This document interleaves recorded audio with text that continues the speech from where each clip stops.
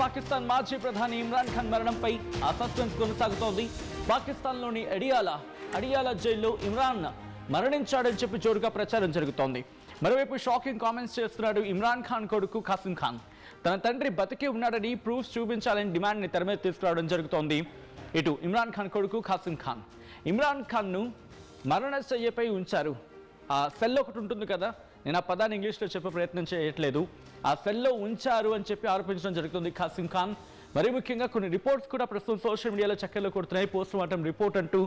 అయితే ఆ రిపోర్ట్గా చక్కర్లు కొడుతున్న అంశానికి సంబంధించి ఎక్కడ కూడా ఆర్టీవీ ధృవీకరించడం లేదు. ప్రస్తుతం దీనికి సంబంధించి మాత్రం సోషల్ మీడియాలో చర్చ జోరందుకుంటోంది.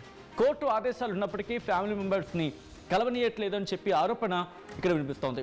వెంటనే అంతర్జాతీయ మానవ హక్కుల సంస్థలు కలుగజేసుకోవాలని డిమాండ్ని తెర మీద తీసుకురావడం జరుగుతోంది ఖాసిం ఖాన్. మరోవైపు ఇమ్రాన్ ఖాన్ ప్రాణాలతో లేడంటూ సోషల్ మీడియాలో ప్రచారం జరుగుతోంది. తలకు బలమైన గాయం కారణంగా ఆయన మరణించాడంటూ పోస్టులు కూడా ప్రస్తుతం మీరు చూడొచ్చు. కొన్ని ఎక్స్టర్నల్ ఎగ్జామినేషన్స్ అంటూ ఒక రిపోర్ట్, దాన్ని ఎక్కడ మనం ధృవీకరించట్లేదు, ఆర్టీవీ ఎక్కడ ధృవీకరించలేదు. ఎందుకంటే ప్రస్తుతం సోషల్ మీడియాలో తీవ్ర చర్చాంశంగా మారింది. ప్రస్తుతం దీనికి సంబంధించి చర్చ జోరందుకుంటున్న క్రమం.